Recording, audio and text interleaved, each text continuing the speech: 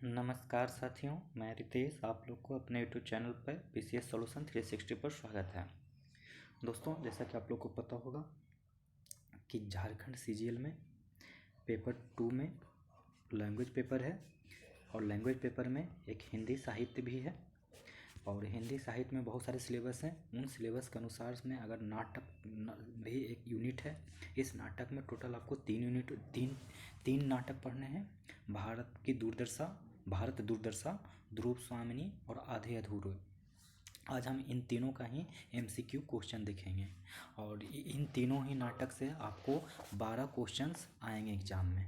तो आइए हम लोग चालू करते हैं भारत दुर्दशा नाटक का एमसीक्यू क्वेश्चन। तो आइए शुरू करते हैं। इस तीनों नाटक से मिला के 12 क्वेश्चन रहेंगे। तो चलिए, पहला क्वेश्चन, भारतेंदु हरिश्चंद्र का जन्म कब हुआ? तो ये हुआ 1850 में। यही भारत के जो भारतेंदु हरिश्चंद्र हैं, तो ये जो अभी ये नाटक है, इस नाटक का नाम है भारत दुर्दशा। और भारत दुर्दशा के जो लिखने वाले थे वो भारतेंदु हरिश्चंद्र थे। तो उन्हीं के जन्म के बारे में पूछ रहा है कि कब हुआ था। तो 1850 में। निम्न में से किसे आधुनिक हिंदी साहित्य के पितामह के रूप में जाना जाता है? तो भारतेंदु हरिश्चंद्र को। भारतेंदु की साहित्यिक भाषा है खड़ी बोली है। भारतेंदु युग का काल था। तो भारतीय युग का काल है 1869 से 1900। आचार्य रामचंद्र शुक्ल के अनुसार भारतेंदु के कितने नाटकों का उल्लेख है? तो वो है 15। भारत दुर्दशा नाटक में कुल कितने अंक हैं? तो वो हैं 6। 7 नंबर क्वेश्चन देखिए। 7 नंबर कह रहा है कि भारत दुर्दशा नाटक में पात्रों की संख्या कितनी है? तो वो है 19। भारत दुर्दशा के अमूर्त पात्र हैं तो वो कौन है? तो उपयुक्त सभी। भारत भी है, आशा भी है, निर्लजता भी है। भारत दुर्दशा के अमूर्त पात्र कौन कौन है? तो भारत, आशा, निर्लजता। निम्न में कौन सा मूर्त पात्र है? तो एडिटर है। अगला सवाल 10, भारत दुर्दशा नाटक के अमूर्त पात्र हैं। तो आलस्य हैं, अंधकार है, मदिरा है। आलस्य, अंधकार और मदिरा। 11 नंबर, भारत दुर्दशा में डिसलाइटी पात्र का अर्थ है। पात्र का अर्थ है देशद्रोह। भारतेंदु ने गौरवशील अतीत के बावजूद दीनहीन मृत प्राय वर्तमान का मूल कारण किसे माना है? तो वो माना है आपसी कलह को। सबसे पहिले जेहि इकसर धन बल दीनो, सबसे पहिले विद्या फल जिन गही लीनो। ये किसके लिए यह भारत दुर्दशा नाटक के किस अंक से लिया गया है? तो वो लिया गया पहला। नाटक भारत दुर्दशा के किस अंक में भारतेंदु ने अंग्रेजों द्वारा भारत से धन लूट कर ले जाने की चिंता जताई है? तो वो पहला। हरिश्चंद्र को भारतेंदु की उपाधि किसने दी? तो वो दिया बनारस के विद्वानों ने। भारतेंदु का प्रथम नाटक माना जाता है तो वो माना जाता है विद्या सुंदर को। चंद्रावली को भारतेंदु की आत्मा का प्रतिरूप किसने कहा? तो वो कहा रामविलास शर्मा ने। नाटक भारत दुर्दशा के किस अंक में भारत का प्रवेश होता है? तो वो होता है दूसरा। 19 नंबर, नाटक भारत दुर्दशा में फटे कपड़े पहने, सिर पर अर्थ किरीट, हाथ में ढेकने की छड़ी, शिथिल अंग किसके रूप की व्याख्या है? तो वो है भारत को अपनी दुर्दशा देखकर किसकी याद आती है? तो वो आती है दुर्योधन की। शुचिग्रम नैव दास्यामि बिना युद्धेन केशव, यह कथन किसके द्वारा कहा गया है? तो दुर्योधन द्वारा। अरे पामर डैश, तेरे उत्पन्न हुए बिना मेरे क्या डूब जाता था। उपयुक्त कथन में रिक्त स्थान को भरिए। तो जयचंद्र। हाय, अब मुझे कोई शरण देने वाला नहीं। माता राजेश्वरी विजयनी, मुझे बचाओ। उपयुक्त वाक्यों में भारत किसे अपनी रक्षा के लिए पुकारता है? तो वो पुकारता है महारानी विक्टोरिया को। जब किसी व्यक्ति का साहस और स्वाभिमान पूरी तरह नष्ट हो जाता है तब व्यक्ति कायर होकर किसका सहारा लेता है? तब वो लेता है निर्लजता। जब अपनी व्यथा में डूबकर मूर्छा खाकर गिरता है तो उसके प्राण बचाने कौन आता है? तो वो आता है निर्लजता और आशा। निम्न में कौन लड़की के भेष में है? तो वो है आशा।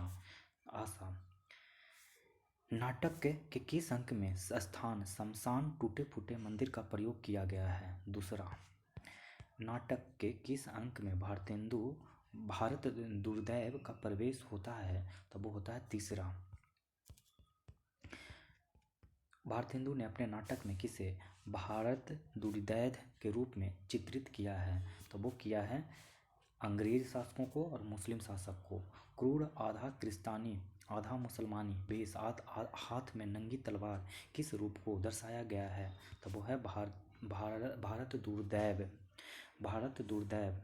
अगला सवाल 31 नंबर। नाटक के किस अंक में भारत की दुर्दशा के कारणों का उल्लेख है? तो वो है तीसरा। मुसलमान भारत को क्या कहते हैं? काफिर कहते हैं। अंग्रेज भारत को क्या कहते हैं? तो काला कहते हैं। काफर काला नीच पुकारूं, तोड़ूं पैर और हाथ। उपयुक्त पंक्ति में काफर काला नीच किसे पुकारा गया है? तो वो पुकारा गया भारत को। फौजदार का नाम क्या था? तो वो था आकाश। भारतेंदु सत्यानाश फौजदार के संवादों के माध्यम से क्या बताना चाहते हैं? तो वो बताना चाहते हैं कि देश का सत्यानाश का कारण। भारतेंदु भारत के सत्यानाश का पहला कारण बताते हैं। वो बताते हैं धर्म के नाम पर बंटवारा। भारतेंदु के अनुसार हिंदू समाज के कुपमंडको बनने का क्या कारण है? तो वो है विदेश यात्रा पर रोक। निम्न में से कौन भारत दुर्दैव की सेना में शामिल था? तो वो था फूट डाह लोभ, भय, उपेक्षा, स्वार्थ परता और पश्चाताप, हठ, शोक। 40 नंबर क्वेश्चन। भारतेंदु में व्यापार के खत्म होने का मुख्य कारण किसे बताया है? तो वो बताया है संतोष और निरुद्धतमा। रोहू सब मिलके आबहू भारत भाई, हा भारत दुर्दशा न देखी जाए। तो वो है लावनी। रोहू सब मिलके आबहू भारत भाई, हा भारत दुर्दशा न देखी जाए। उपयुक्त गीत कौन गाता है? तो वो गाता है योगी।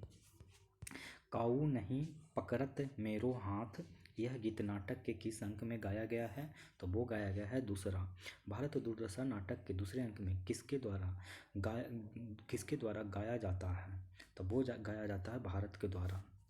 अरे उपजा ईश्वर कोप से, मुझे तुम सहज न जानो जी, मुझे एक राक्षस मानो जी। यह गीत किसके द्वारा गाया गया है? तो भारत दुर्दैव के द्वारा। रोग तथा आलस्य का प्रवेश नाटक के किस अंक में है? तो वो है चौथे अंक में है। किसके बदौलत ओझा दर्शनीय पंडित सिद्ध लोगों को ठगने का काम करते हैं? तो रोग। महाराज भारत तो अब मेरे प्रवेश मात्र से मर जाएगा। घेरने का कौन काम है? यह कथन किसका है? तो यह कथन रोग का है। 49 का। डॉक्टर के द्वारा रोग से लड़ने वाले उपाय, टीका लगाना इत्यादि लोग किस डर से मना कर देते हैं? तो वो है शीतलता। भारत दुर्दैव किस पान का बीड़ा देता है? तो वो देता है रोग। दुनिया में हाथ पैर हिलाना नहीं अच्छा, मर जाना पैर उठ के कहीं जाना नहीं अच्छा। उपयुक्त गीत की प्रकृति क्या है? तो वो है गजल। दुनिया में हाथ पैर हिलाना नहीं अच्छा, मर जाना पैर उठ के कहीं जाना नहीं अच्छा। उपयुक्त गीत नाटक के चौथे अंक में कौन गाता है? तो वो गाता है आलस्य। तबंगरी बदलिस्त न बमाल का अर्थ है? तो वो अर्थ है अमीर हृदय से है, धन से नहीं। भारत दुर्दशा में मदिरा को किसकी कन्या माना गया है? तो वो माना गया भगवान सोम को। देवताओं द्वारा मदिरा को कहा जाता है? तो वो कहा जाता है सूरा। मदिरा के संदर्भ में कौन सुमेलित नहीं है? तो राम का कृस्तान ये सुमेलित नहीं है। बाकी बीरा यमन बौद्ध से सुमेलित है, सोमपान हिंदू से और सराबेतहुरा मुसलमान से। मदवा पीले पागल जीवन बेत्याओ जात, बिनु मद जगत सार कछु नहीं मान हमारी बात। ऐसी सिद्ध छोड़ी मन मूर्ख काहे ठोकर खात। उपयुक्त गीत किसके नुकसान को बताया गया है? तो मदिरा को नुकसान को बताया गया है। जय जय कलियुग राज की, जय महामोह महाराज की, अटल छात्र डैश काज की, कलह अभिधा साज की। ये किसके द्वारा गाया जाता है? तो वो गाया जाता है अंधकार के लिए। भारतेंदु ने अपने नाटक भारत दुर्दशा में अज्ञान और जड़ता, अज्ञान और जड़ता के रूप में किस पात्र को प्रस्तुत किया है? तो वो प्रस्तुत किया है अंधकार। भारतेंदु ने चोर, उलूक और लंपटों का एकमात्र जीवन किसे कहा है? तो वो कहा है अंधकार को, अंधकार को कहा है। पर्वतों की गुहा, शोकितों के नेत्र, मूर्खों के मस्तिष्क में किसका निवास होता है? तो वो होता है अंधकार। आध्यात्मिक और अधिभौतिक किसके दो स्वरूप हैं? तो वो हैं अंधकार। नाटक के कौन से अंक में एक 7 सदस्यीय कमेटी की बैठक होती है? तो 5वें। 7 सदस्यों की कमेटी में कौन शामिल नहीं था? तो भारत नहीं था। सभा किसके कारण भंग हो जाती है? तो वो हो जाती है अंधकार के कारण। सभा के सदस्यों को डिसलॉयल्टी के द्वारा किस एक्ट के तहत पकड़ा जाता है? तो इंग्लिश पॉलिसी एक्ट के तहत। भारत भाग्य पात्र को प्रवेश नाटक के किस अंक में होता है? तो वो होता है 6ठा। जागो जागो रे भारत भाई नामक गीत कौन गाता है? तो वो गाता है भारत भाग्य। भारतेंदु के अनुसार विद्या का सूरज का किस दिशा में उदय होता है? तो वो होता है पश्चिम। 70 नंबर देखिए क्वेश्चन। अथक प्रयत्न के बाद भी जब भारत नहीं उठता है तो भारत भाग्य क्या करता है? आत्महत्या कर लेता है। भारतेंदु कृत भारत दुर्दशा किस साहित्य का रूप का हिस्सा है? तब वह नाटक साहित्य। भारतेंदु की मृत्यु किस वर्ष हुई? तो वो हुआ 1880 में। किस भारतीय साहित्यकार को हिंदी साहित्य की आधुनिकता को अग्रदूत कहा जाता है? तो वो कहा जाता है भारतेंदु हरिश्चंद्र को। भारतेंदु के पिता का नाम क्या है? गोपाल चंद्र। हिंदी साहित्य व हिंदी रंगमंच के पितामह किसे कहा जाता है? तो वो कहा जाता है भारतेंदु हरिश्चंद्र को। निम्न में से कौन सी रचना भारतेंदु द्वारा रचित नहीं है? तो राग दरबारों नहीं है, बाकी भारत दुर्दशा, अंधेर नगरी और नील देवी ये उनकी रचनाएं हैं। तो आइए अब देखते हैं दूसरा नाटक। पहला नाटक खत्म हो गया, अब दूसरा नाटक है ध्रुव स्वामिनी, जिसके लेखककार हैं जयशंकर प्रसाद। तो आइए हम उसके पहला क्वेश्चन की तरफ चलते हैं। सच है बरिता जब भागती है, जब उसके पैरों से राजनीतिक छल छंद की धूल उड़ती है, कथन किस चरित्र का है?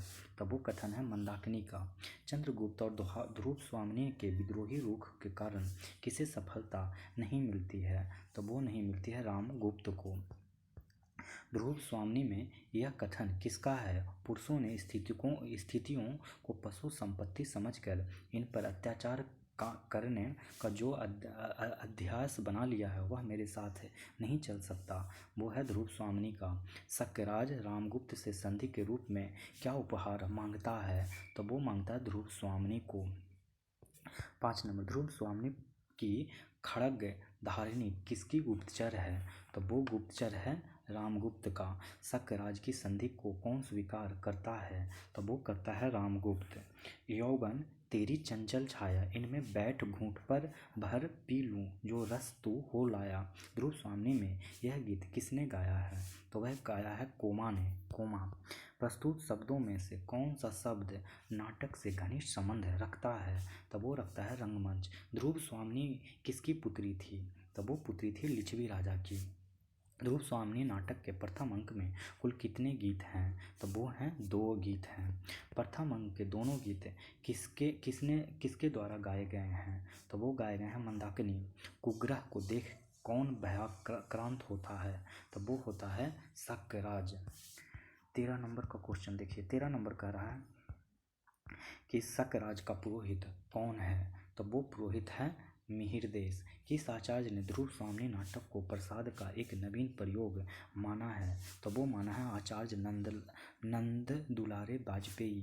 ध्रुव स्वामिनी निम्न में किस कोटि का नाटक है? तो वो है यथार्थवादी। मैं तो दर्य से दपती तुम्हारी महत्वमयी पुरुष मूर्ति की पुजारनी थी, यह कथन किसका है? तो यह कथन कोमा का है।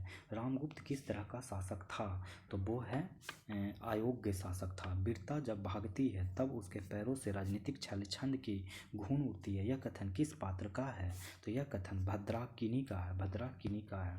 प्रसाद के ध्रुव स्वामिनी नाटक में कौन सा रस प्रधान है? तो वो है वीर रस। जयशंकर प्रसाद का प्रथम नाटक कौन सा है? तो वो है राजश्री। इनमें से कौन सा नाटक जयशंकर प्रसाद द्वारा रचित है? तो वो है अजातशत्रु।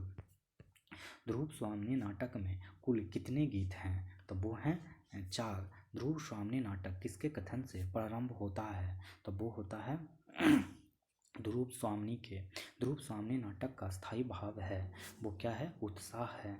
ध्रुव स्वामिनी नाटक का नायक इनमें से है कौन है? तो वो है चंद्रगुप्त। कोमा के किस पात्र ने धूमकेतु को दिखाकर भयानक अमंगल की सूचना दी? तो वो दिया मिहिर देश ने। अब 27 नंबर क्वेश्चन की तरफ बढ़ते हैं। 27 कह रहा है कि इनमें से नाटक सम्राट नाम से किसे जाना जाता है? तो वो जाना जाता है जयशंकर प्रसाद को। चंद्रगुप्त प्रसाद की कैसी विद्या है? तो वो विद्या है नाटक। ध्रुव स्वामिनी नाटक में कुल कितने अंक हैं? तो वो हैं 3। ध्रुव स्वामिनी नाटक के आधार की कृति क्या है? तो वो है देवी चंद्रगुप्त। निम्नलिखित में ध्रुव स्वामिनी किसकी वाग्दत्ता है? तो वो है चंद्रगुप्त की। ध्रुव स्वामिनी नाटक की रचना किस वर्ष में की गई है? तो वो किया गया है 1933 में। ध्रुव स्वामिनी नाटक का पात्र शिखर स्वामी है मंत्री की। ध्रुव स्वामिनी के व्यक्तित्व में कौन सी विशेषता नहीं पाई जाती है? तो वो नहीं पाई जाती है अनुरागमयी। यौवन तेरी चंचल छाया शीर्षक नेपथ्य गीत ध्रुव स्वामिनी नाटक के किस अंक में है? तो वो है द्वितीय अंक में है।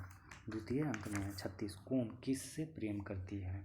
तो कोम प्रेम करती है सकराज से। ध्रुव स्वामी नाटक में विवाह के किस पद्धति का समर्थन किया गया है? 37 का सी पुनर्विवाह। ध्रुव स्वामिनी नाटक में संपूर्ण गुप्त रावमाज्य में किसके द्वारा बिखराव हुआ था? तो वो हुआ है रामगुप्त के द्वारा।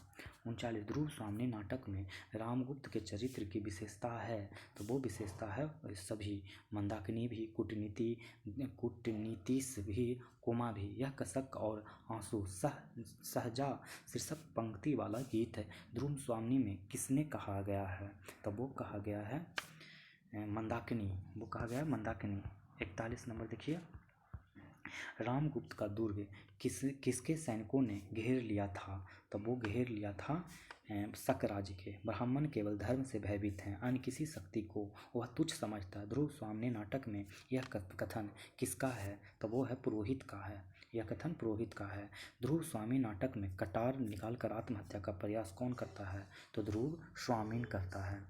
44 का आंसर। निम्नलिखित में कौन पात्र ध्रुव स्वामिनी नाटक में नहीं है? तो वो कौन नहीं है? तो देवसेना नहीं है, बाकी ध्रुव स्वामिनी, चंद्रगुप्त और रामगुप्त है। ध्रुव स्वामिनी की सखी का क्या नाम है? तो वो है मंदाकिनी। इन्हें सींचना पड़ता है, नहीं तो इनकी कार्रवाई और मलिनता सौंदर्य पर आवरण डाल देती है। किसका कथन है? तो वो कथन है कोमा का। किसका कथन है? कोमा का।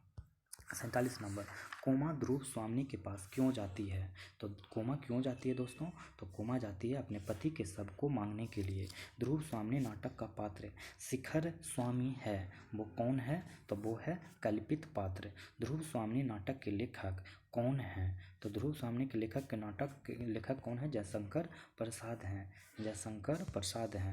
और जयशंकर प्रसाद का अंतिम नाटक क्या है? तो ध्रुव स्वामिनी है। तो इस तरीके से ध्रुव स्वामिनी भी खत्म हो गया। नेक्स्ट नाटक है दोस्तों, नेक्स्ट नाटक है आधे अधूरे, जिसके लेखक हैं मोहन राकेश। कौन है? मोहन राकेश। तो आइए हम लोग इसकी शुरुआत करते हैं। इसमें भी 50 क्वेश्चन मिलेंगे देखने को।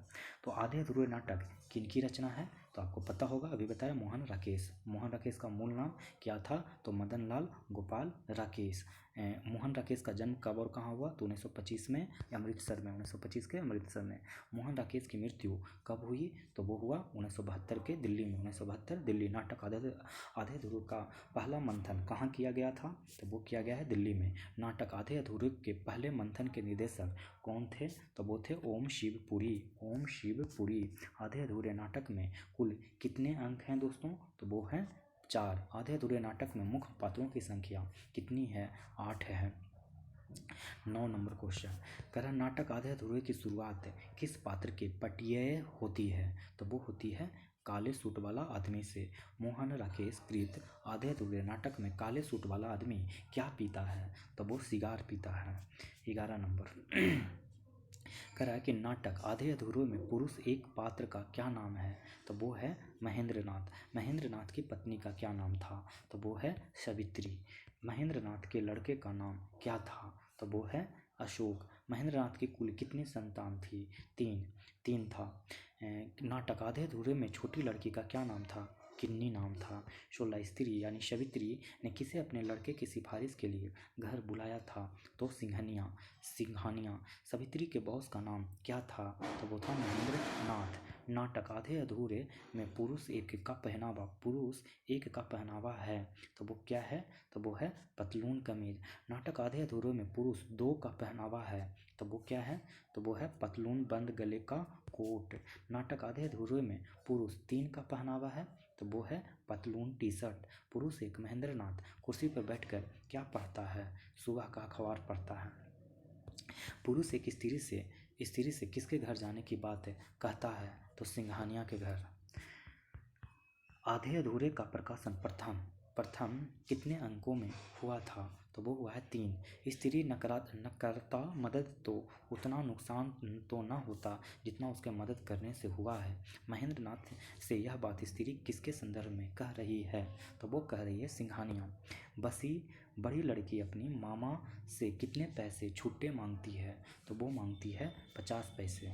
पुरुष एक ने कितने पैसों की अखबार खरीदी थी? तो वो खरीदी थी 5 पैसे। महेंद्रनाथ की बड़ी लड़की किसके साथ भागी थी? तो वो भागी थी मनोज के साथ। बच्चे महेंद्रनाथ को क्या कहकर पुकारते हैं? तो वो पुकारते हैं डैडी। पुरुष एक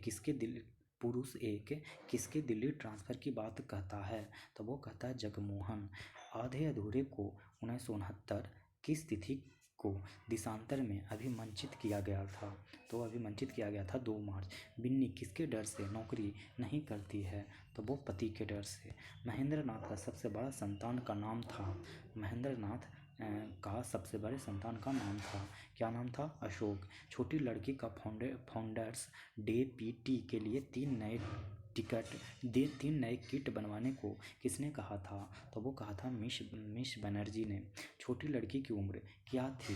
तो वो थी 13 साल। महेंद्रनाथ हफ्ते के किस दिन घर से बाहर चला जाता है? तो वो चला जाता है शुक्र शनिचर। सिंघानिया की तनख्वाह कितनी थी? तो वो थी 5000। 37 नंबर का देखिए। स्त्री ने अपने लड़के अशोका को कहाँ नौकरी दिलाई थी? तो वो दिलाई थी एयर फ्रीज। आधे अधूरे में निहित नहीं है स्त्री की स्वायत्तता का समर्थन निहित नहीं है, बाकी सुखी पारिवारिक प्राचीन रूढ़ियों के मिथक का टूटना है। परिवार समाज में आ रहे सामाजिक मनोवैज्ञानिक चित्रण है। मानवीय संतोष के अधूरेपन का रेखांकन भी है।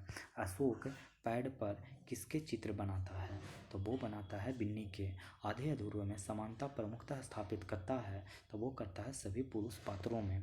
किन्नी किसे घर की बातें बता रही थी कि अशोक ने पकड़ लिया? तो वो बता रही थी सरोजा। अशोक किसे सारी चीलें दे देता है? तो सुरेखा को।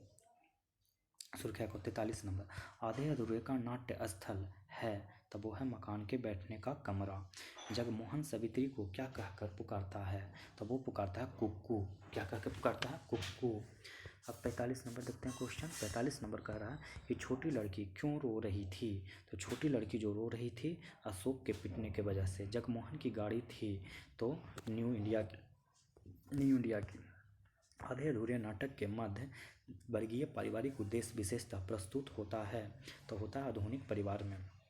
महेंद्रनाथ को किसका दौरा पड़ता था? तो दिल का दौरा पड़ता था। जुनेजा महेंद्रनाथ की इस हालत का जिम्मेदार किसे मानता था? तो वो मानता था सावित्री को। आधे अधूरे में प्रयुक्त शैली नहीं है, तो वो है आलोचनात्मक। तो इस तरीके से दोस्तों नाटक पूरा खत्म हो गया और अब मिलते हैं अगले वीडियो में। अगर ये वीडियो पसंद आ रहा हो तो लाइक करें, कमेंट करें और नए हों तो सब्सक्राइब करें। अब आप लोग से विदा लेता हूँ। धन्यवाद दोस्तों। अब नाटक ख़त्म हो गया। नाटक ख़त्म होने के बाद अब कहानी चालू होगा।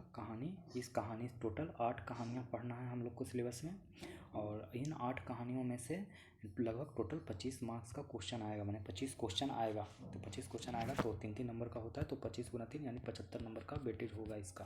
तो आइए हम लोग कहानी चालू करते हैं। पहला कहानी है मधुआ से। मधुआ जिसके जो लेखककार हैं वो है जयशंकर प्रसाद। तो आइए हम लोग चलिए चालू करते हैं। इस पहले से कहानी का 25 क्वेश्चन है, तो आइए 25 क्वेश्चन को सॉल्व करते हैं। शराबी ने शराब को कितने दिनों से नहीं पिया था? 7 दिनों से। तुम झूठे हो और अभी तो तुम्हारे कपड़ों से महक आ रही है। तो वो आ रही है ठाकुर सरदार सिंह ने कहा था। मौज बहार की एक घड़ी एक लंबे दुखपूर्ण जीवन से अच्छी है। किसका कथन है? तो शराबी का कथन है। शराबी का कथन। ठाकुर सरदार सिंह ने शराबी को कितने रुपये दिए थे? तो 1 रुपया दिया था। ठाकुर को जमादार का क्या नाम था? तो लल्लू नाम था। लल्लू नाम था। छठा क्वेश्चन। छठा कह रहा है कि मधुआ जा सो रहो किसका कथन है? तो ये कथन है लल्लू का। किसका कथन है? लल्लू का कथन है। बे अब भागता है कि नहीं? क्यों मार खाने पे तुला है? कहा है। किसने कहा था? तो वो कहा है लल्लू ने। कुंवर सिंह का ओवरकोट लिए खेल में दिन भर कौन साथ रहा था? तो वो रहा था मधुआ। शराबी को फटे कंबल के नीचे क्या मिला था? तो वो मिला था पराठे का टुकड़ा। पराठे का टुकड़ा। मुझे रोने से बड़ा बैर है किसका कथन है? तो ये शराबी का कथन है। शराबी ने मिठाई दुकान से कितने रुपए का सामान खरीदा? तो वो खरीदा है 1। मधुआ शराबी के यहाँ क्या ओढ़ कर आया? तो वो आया था बड़ा पुराना कोट। बड़ा पुराना कोट। इस छोटे से पाजी ने मेरे जीवन के लिए कौन सा इंद्रजाल रचने का बीड़ा उठाया? कौन सोचता है? तो वो सोचता है शराबी। शराबी किस नदी के तट पर गया? तो गोमती नदी के तट पर गया। राम जी कौन था? तो राम जी कौन था? शराबी का साथी था। राम जी ने शराबी को क्या हटाने को कहा? तो वो हटाने को कहा सांद धरने की कल। सांद धरने की कल। राम जी को कितने रुपये किराया देता था? तो 2 रुपये देता था। बहुत दिनों के बाद शराबी ने क्या ढोया? तो वो ढोया शाम। क्या ढोया? शाम। मधुआ के माता पिता मर गए थे। मधुआ के माता पिता मर गए थे। शराब न पीने की सौगंध किसे लेनी पड़ी? तो वो लेना पड़ा शराबी को। चल आज से तुझे शान देना सिखाऊंगा। तो वो सिखाऊंगा शराबी को। शराबी। इनमें से कौन सी कृति उपन्यास है? तो इरावती। कभी भी रह सकूंगा पर उस ठाकुर की नौकरी न कर सकूंगा। किसने कहा? तो वो कहा मधुआ ने। मधुआ ने। 24 नंबर क्वेश्चन। प्रसाद जी का परिवार किस प्रसिद्ध परिवार का था? तो वो था सुंधानी साहू परिवार। सुंधानी साहू परिवार। मधुआ कहानी के लेखक कौन हैं? तो जयशंकर प्रसाद। तो सेकंड कहानी है ठाकुर का कुआं। उससे भी 25 सवाल हैं। तो आइए हम लोग चालू करते हैं। ठाकुर का कुआं से 32 सवाल हैं। तो शुरू करते हैं। पहला सवाल। ठाकुर का कुआं कहानी किसके द्वारा रचित है? तो आपको पता होगा प्रेमचंद्र। ठाकुर का कुआं कहानी किस सामाजिक समस्या पर आधारित है? तो वो है जातिवाद समस्या पर। तीसरा, प्रेमचंद का जन्म कब और कहाँ हुआ था? तो वो हुआ है 31 जुलाई 1880 को वाराणसी उत्तर प्रदेश में। 31 जुलाई 1880 को वाराणसी उत्तर प्रदेश में। Question number 4। प्रेमचंद की मृत्यु कब हुई थी? तो वो हुई थी 8 अक्टूबर 1936 को। ठाकुर का कुआं प्रेमचंद के किस कथा संग्रह से लिया गया है? तो वो लिया गया है मानसरोवर भाग 1 से। ठाकुर का कुआं का प्रकाशन वर्ष है? तो वो है 1932। ठाकुर का कुआं कहानी में प्रेमचंद ने किस समस्या को मुख्य रूप से दर्शाया है? तो वो दर्शाया है दलित समस्या और जातिगत समस्या। ठाकुर का कुआं कहानी में मुख्य पात्र कौन कौन हैं? तो वो मुख्य पात्र है गंगी। ठाकुर का कुआं कहानी में जाति प्रथा से त्रस्त समाज का प्रतिनिधित्व करती है। तो वो करती है कोई नहीं, न जौखू, न गांठ का ठाकुर, न गर्गी। कहानी में प्रेमचंद द्वारा क्या दर्शाया गया है? कहानी में प्रेमचंद द्वारा क्या दर्शाया गया है दोस्तों? तो दलितों के जीवन की व्यथा। ठाकुर का कुआं कहानी में पात्र कौन बीमार है? तो वो बीमार है जोखू। जोखू। जोखू की पत्नी का नाम क्या है? गंगी। जोखू की पत्नी का नाम क्या है? गंगी। 13। ठाकुर का कुआं कहानी में कितने कुएं का वर्णन किया गया है? तो वो किया गया है 2 कुआं के बारे में वर्णन। 14। ठाकुर का कुआं कहानी में 2 कुआं कहाँ थी? तो वो था एक ठाकुर के घर के पास और एक कुमार साहू के पास। कुमार साहू के पास। पानी में बदबू क्यों आ रही थी? तो पानी में बदबू में कोई जानवर मर जाने के कारण बदबू आ रही थी। 16 नंबर के क्वेश्चन देखते हैं। और 16 नंबर में कह रहा है कि जोखू को गंदी पानी पीने से कौन रोकता है? तो वो रोकता है गंगी। ठाकुर का कुआं पाठ के आधार पर गंगी के हाथ से क्या छूट गई? तो वो छूट गया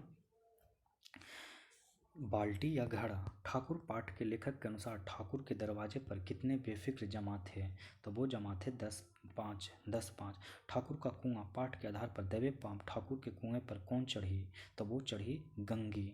ठाकुर का कुआं पाठ में कुप्पी की धुंधली रोशनी किस पर आ रही थी? तो वो आ रही थी कुआं पर। ठाकुर का कुआं पाठ के आधार पर बताइए कि किसका विद्रोही मन रिवाजी पाबंदियों और मजबूरियों पर चोट करने लगे? तो वो चोट करने लगे गंगी पर। ठाकुर का कहानी के द्वारा लेखक क्या उजागर करना चाहते हैं? तो वो उजागर करना चाहते हैं गांव में व्याप्त उच्च नीच एवं अमीरी गरीबी से। पानी के उबाल देने से उसकी खराबी जाती रहती है, यह बात किसे मालूम नहीं था? तो यह बात गंगी और जोह को मालूम नहीं था। गंगी जब ठाकुर को कुएं से पानी लेने पहुंचती है तो उस समय कितने बजे थे? तो उस वक्त रात के 9 बजे थे। उस वक्त रात के 9 बजे थे। 25 नंबर, किसके दिल में विद्रोह की आवाज़ उठती है? हम क्यों नीचे हैं और ये लोग क्या ऊंचे हैं? यह कथन किसका है? तो यह कथन गंगी का है। 26 नंबर क्वेश्चन देखिए, किसने गरड़िए की भेड़ चुराकर बाद में मारकर खा ली थी? तो ठाकुर ने। गंगी की चारित्रिक विशेषताओं में समाहित है क्या है? उपरोक्त सभी, यानी साहस, त्याग की भावना, विद्रोह की भावना। ठाकुर का कुआं कहानी के मुख्य स्त्री पात्र कौन थे? तो वो थे गंगी। वो कौन थे? गंगी। ठाकुर का कुआं के संबंध में सत्य है। क्या सत्य है? तो वो है उपरोक्त सभी। यह कहानी दलित जीवन के आधार बनाकर रखी गई है। इस कहानी में ग्रामीण परिवेश को दर्शाया गया है। इस कहानी के पात्र वर्ग का प्रतिनिधित्व करते हैं। कौन अपने पति की हालत देखकर ठाकुर के कुआं से पानी लाने का साहस करती है? तो वो करती है गंगी। कौन करती है? गंगी। गंगा का चरित्र चित्रण बताइए। तो गंगा का चरित्र चित्रण सभी है। ठाकुर का कुआं के प्रमुख स्त्री पात्र हैं। गंगी निम्न जाति की एक गरीब स्त्री है। गंगी जोखू की पत्नी है और वह सासी भी है। छल कपट है और ये ऊंचे लोग अपने जाल फरेब से काम चलाते हैं। कौन है? तो वो है गांव का ठाकुर। अब देखते हैं अगला चैप्टर, जिसका नाम है नीलम देश की राजकन्या, जो कि जैनेंद्र कुमार ने लिखा था। और इसके ऑब्जेक्टिव प्रश्न देखते हैं। इसका ऑब्जेक्टिव प्रश्न केवल 14 ही हैं, तो आइए जल्दी से ख़त्म करते हैं। नीलम देश की राजकन्या किस विध की रचना है? तो वो है कहानी। नीलम देश की राजकन्या कहानी के लेखक कौन हैं? तो जैनेंद्र। नीलम देश की राजकन्या किस प्रकार का कहानी संग्रह है? तो वो है मनोवैज्ञानिक। अगला सवाल चौथा,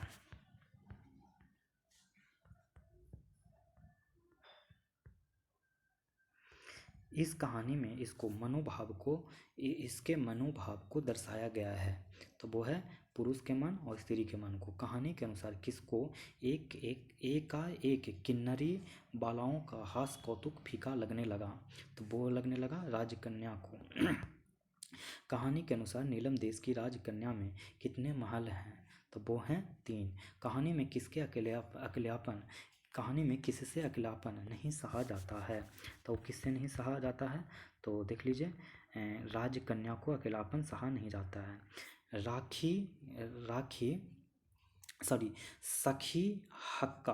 सखी हक्का दुत्कारो मत, राजकुमार आएंगे तब हम अपने आप चले जाएंगे।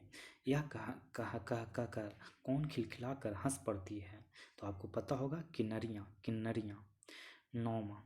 नौमा में कह रहा है कि कहानी में कौन ऐसे डोलती है जैसे फुलवारी और उनमें उज्जवल हंसी के फुहार फुटकर पराग सी चहूं और बिखरी रहती है?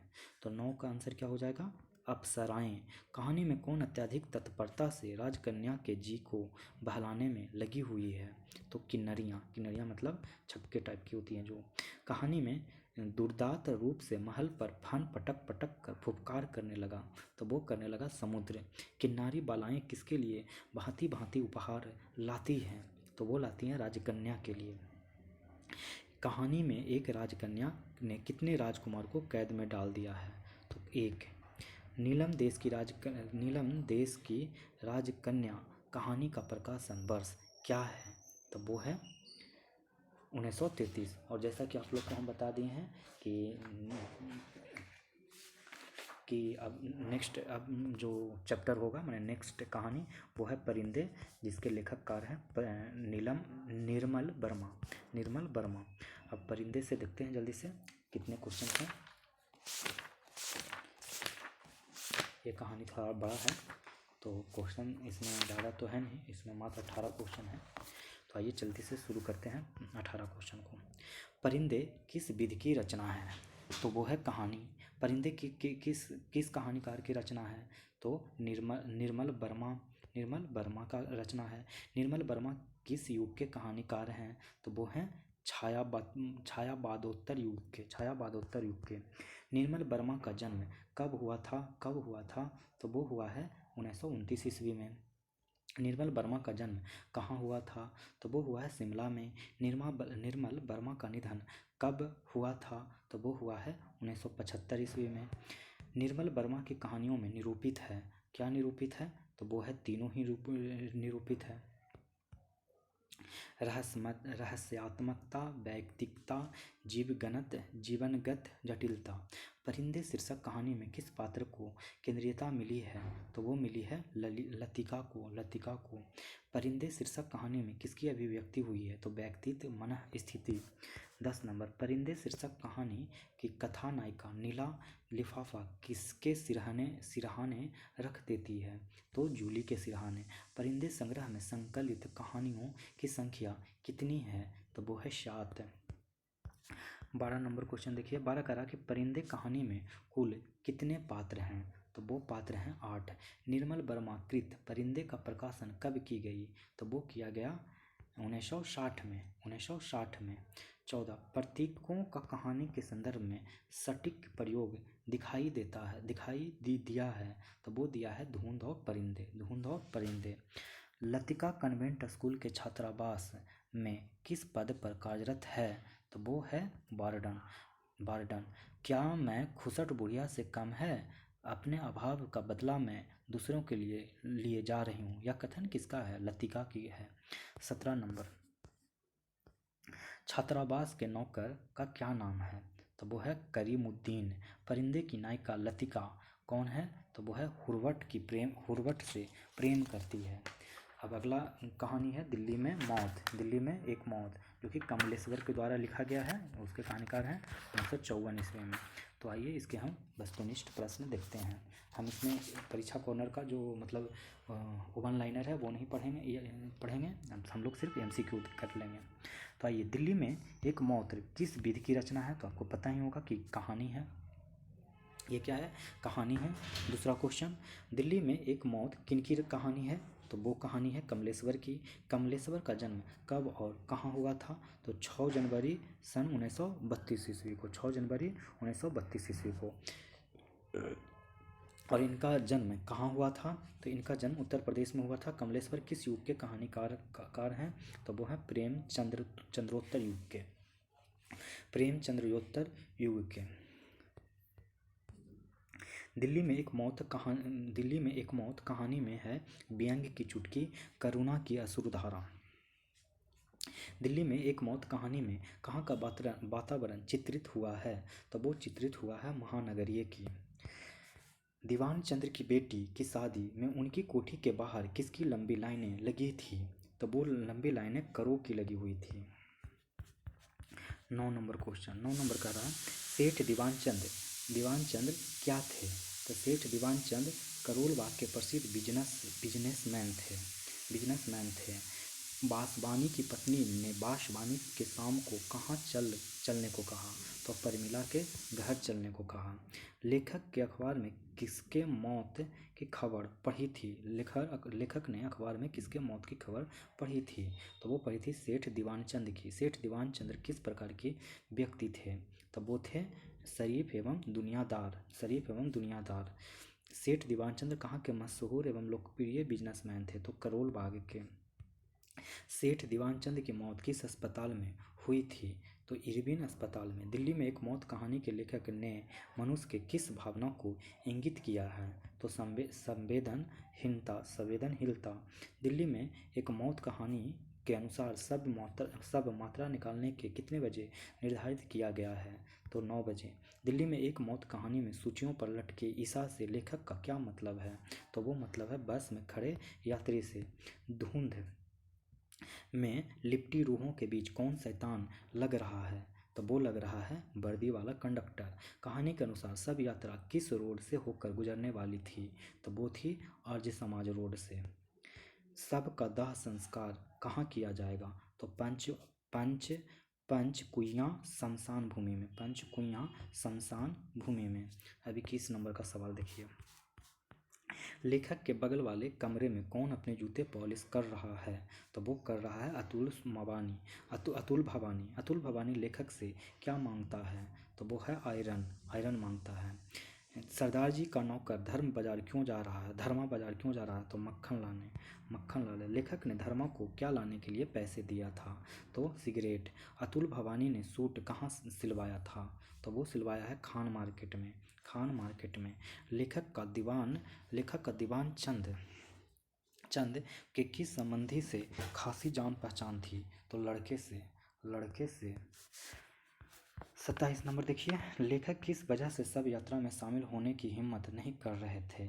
तो वो कर रहे थे सर्दी की वजह से। सब के पीछे 7 आदमी चल रहे थे। 7वां आदमी कौन है? तो वो है लेखक।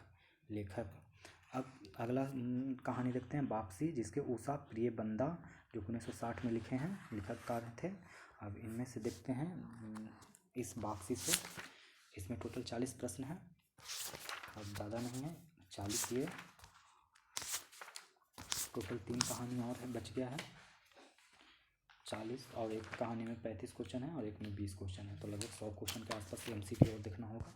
तो चलिए शुरू करते हैं। अब अगले सवाल की तरफ बढ़ते हैं वापसी से। तो देखिए वापसी किस विधा की रचना है? तो आप लोग को पता होगा कि यह कहानी ही वापसी किसकी कहानी है? तो वापसी जो कहानी है उषा प्रियबंदा ने एमए किस विद्यालय से किया? तो वो किया इलाहाबाद विश्वविद्यालय से। वापसी कहानी में कथानायक कौन है? तो वो है गजाधर बाबू। वापसी के कथानायक कहाँ से अवकाश प्राप्त करते हैं? तो वो करते हैं रेलवे की नौकरी से। रिटायर होकर गजाधर बाबू कहाँ जाते हैं? तो वो जाते हैं अपने घर। 7 नंबर देखिए। 7 नंबर कह रहा है कि गजाधर बाबू को बाद में कहाँ नौकरी करनी पड़ती है? तो वो करनी पड़ती है चीनी मिल में।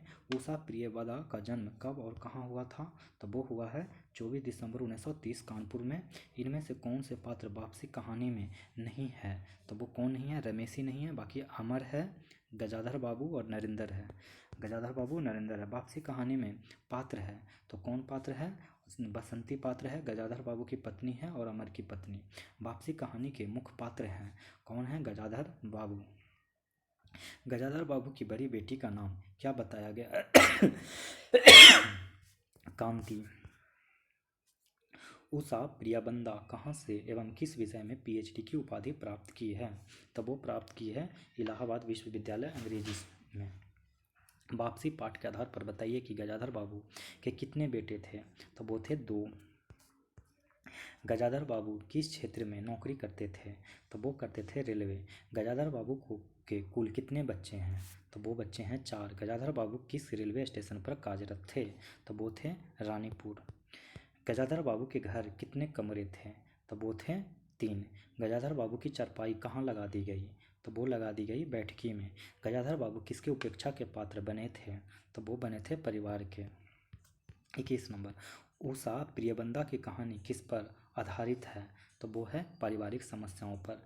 गजाधर बाबू कितने साल की नौकरी के बाद रिटायर होकर घर जा रहे थे? तो वो है 32 साल।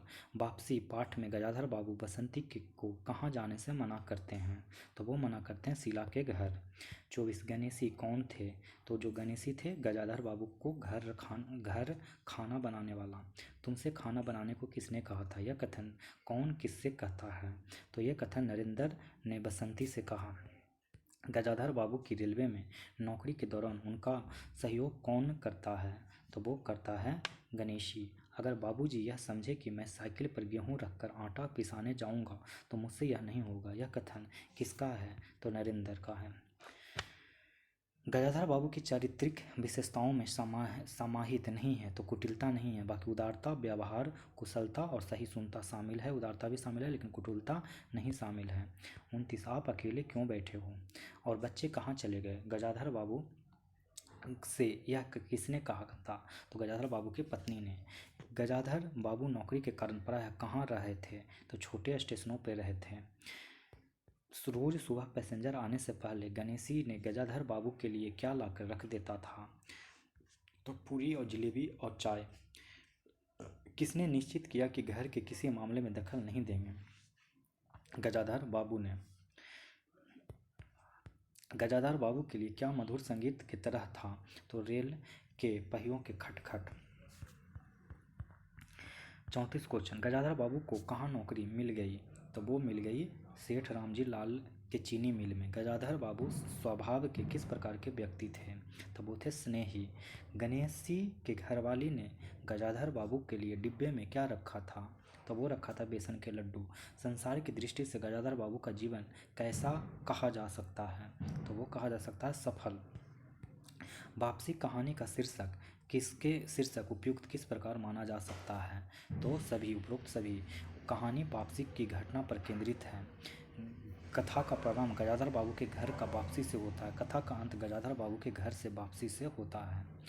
38 का आंसर देखते हैं। वापसी कहानी का उद्देश्य क्या है? तो इसमें भी सभी है। सामाजिक विसंगतियाँ तथा दिखराव को इंगित करता है।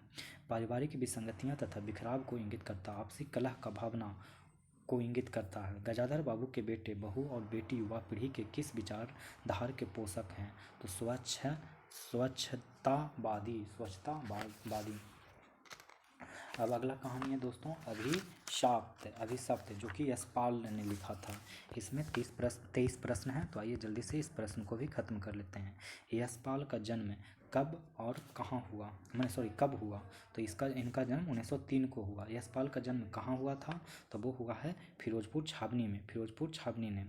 यशपाल ने प्रारंभिक शिक्षा कहाँ ग्रहण की? तो कांगड़ा हिमाचल प्रदेश में। कांगड़ा हिमाचल प्रदेश ने। यशपाल ने बीए की शिक्षा कहाँ से ग्रहण की? तो वो ग्रहण की लाहौर के नेशनल कॉलेज से। लाहौर में यशपाल का परिचय किससे हुआ? तो वो हुआ भगत सिंह तथा सुखदेव से हुआ। यशपाल को जेल क्यों जाना पड़ा? तो वो जाना पड़ा स्वाधीनता संग्राम के कारण। यशपाल की रचनाओं का सीधा सरोकार किससे होता है? तो वो होता आम आदमी से। यशपाल किस शैली के विशिष्ट रचनाकार हैं? तो वो हैं यथार्थवादी। यशपाल का कौन सा उपन्यास भारत विभाजन की त्रासदी का मार्मिक दस्तावेज है? तो वो है झूठा सच। यशपाल ने लखनवी अंदाज में किस वर्ग पर व्यंग और कटाक्ष किया है? तो वो किया है सामंती वर्ग पर। यशपाल के प्रमुख कहानी संग्रह कौन से हैं? तो वो हैं ये सभी। तर्क का तूफान, ज्ञानदान और पिंजरे का उड़ान, दो पुलिया, फूलों का कुर्ता, पिंजरे की उड़ान, दो दुलिया, तर्क का तूफान और ज्ञानदान। अगला सवाल देखते हैं। यशपाल के प्रमुख उपन्यास कौन से हैं? तो इसके भी ये डी ऑप्शन हो जाएंगे। अमिता दिव्या, दादा कामरेड, पार्टी कामरेड और मेरी बात उसकी बात है। यशपाल की मृत्यु कब हुई? तो यशपाल की मृत्यु 1976 में हुई। 1976 में हुई। किस पार्क के आसपास मेला या जलसा लगा रहता था? तो अमीनुद्दौला पार्क। शुक्ला जी के कितने बच्चे थे? तो शुक्ला जी के बच्चे 2 थे। शुक्ला जी के बच्चों का नाम क्या था? तो लल्लू और सविता। अतिबाजी का मुकाबला किस स्थान पर होना था? तो वो होना था जालौन और फतेहपुर में। कुछ होगा ही लोगों के जेब के पैसे खींचने के लिए कुछ बहाना चाहिए। यह कथन किसका है? शुक्ला का है। शुक्ला जी बैठे थे कुर्सी पर। ज्वाला का संबंध किस जाति से था? तब वो था अहीर जाति से। ज्वाला का संबंध अहीर जाति से था। ज्वाला जो जाति का अहीर था उसके कितने बच्चे थे? तो उसके 2 बच्चे थे। रुपया का कितना शेर मिलता था? तो वो मिलता था 12-14 शेर। 23 का क्वेश्चन देखिए। निम्नलिखित में से किसने कहा कि देखिए ना इन लोगों के बच्चे इतने कम उम्र में भी कैसे पक्के होते हैं? तो वो होते हैं शुक्ला जी ने। अब अगला कहानी है मिसपाल, और मिसपाल का अब आखिरी कहानी बच रहा है। इस कहानी में 35 क्वेश्चन है, तो आइए जल्दी से हम लोग इसके ऑब्जेक्टिव देखते हैं। मिसपाल कहाँ रहती थी? तो मिसपाल रहती थी कुल्लू के यहाँ। बंस रायसन के डाक खाने के पास पहुंचकर मिसपाल किससे बात कर रही थी? तो वो बात कर रही थी पोस्टमास्टर साहब के पास से। मिसपाल के साथ तीसरा नंबर, मिसपाल के साथ रंजीत बस से कहाँ जा रहा था? तो वो जा रहा था जोगिंदर नगर। मुझे अफसोस होने लगा कि मिसपाल को बस में जगह नहीं मिली। यह कथन किसका है? तो रंजीत का है। रिटायर्ड अंग्रेज मेजर से शादी किसने की थी? रिटायर्ड अंग्रेज मेजर से शादी किसने की थी? तो वो की थी मिसपाल ने। अंग्रेज मेजर ने किसके नाम पर अपने सेब के बगीचे नाम कर दिए? तो वो कर दिए मिसपाल के नाम। मिसपाल किस विभाग में नौकरी करती थी? तो सूचना विभाग में। 8 नंबर क्वेश्चन देखिए, कह रहा है कि ये लोग इतने अच्छे और बेईमान हैं, कथन किसका है? तो वो कथन है मिसपाल का। इस कहानी में एक सूचना विभाग की चर्चा है। सूचना विभाग से किस व्यक्ति ने त्याग पत्र दिया? तो वो दिया है मिसपाल ने। मिसपाल के रंग रूप पर किस व्यक्ति ने कोई न कोई टिप्पणी किया करता था? तो वो बुखारिया। यह कथन किसका कथन है कि आजकल मिसपाल पहले से स्लिम भी तो हो रही है? यह कथन है जोरावर सिंह का। मिसपाल को किस वस्तु से चिढ़ था? तो मिसपाल को बनावट श्रृंगार से चिढ़ था। मिसपाल ने अपने घर में समय बिताने के लिए अभ्यास करती थी। तो किसका करती थी? संगीत का और चित्रकला का। मिसपाल ने संगीत और चित्रकला का अभ्यास करती थी। इस अभ्यास के दौरान किस वाद्य यंत्र का प्रयोग करती थी? तो वो करती थी तबला और सितारा का। फर्स्ट क्लास बोहीमियन नामक कॉफ़ी पिलाया करती थी। तो वो पिलाया करती थी मिसपाल। 16 नंबर, एपेंडिसाइटिस का ऑपरेशन हुआ था, वो हुआ था जोरावर सिंह को। किसको? जोरावर सिंह को। मैं खामखा यहाँ पर अपनी ज़िंदगी बर्बाद कर रही हूँ।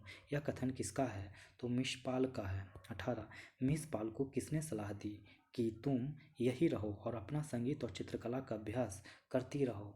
तो रंजीत। पिंकी क्या है? तो पिंकी है कुत्ता। 20 नंबर क्वेश्चन, रंजीत को टाटा किसने किया? तो वो किया पिंकी ने। मनाली में 10 दिन तक रहा था। कौन रहा था? तो रंजीत रहा था। कौन सी पुस्तक मिसपाल के पास थी? तो बर्ट्रैंड रसेल के कॉन्क्वेस्ट ऑफ हैप्पीनेस। रंजीत ने अपना सामान कहाँ पर छोड़ रखा था? तो वो छोड़ रखा था परिवहन दफ्तर में। 24, मैं अभी पोस्टर मास्टर से वहाँ टेलीफोन करा दूंगी, कल तक तुम्हारा सामान यहाँ ले आएंगे। यह कथन किसका है? तो यह कथन मिसपाल का है।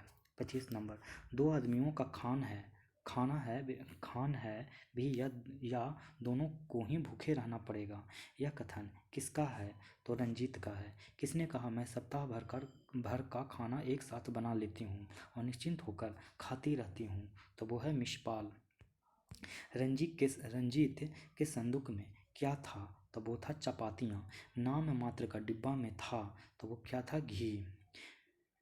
सहसा झूले में कितने व्यक्ति बैठे थे? तो वो थे दो। 30, इस कहानी में दरिया नामक एक स्थान की चर्चा की गई। दरिया के पास क्या बनना था? तो वो था पुल।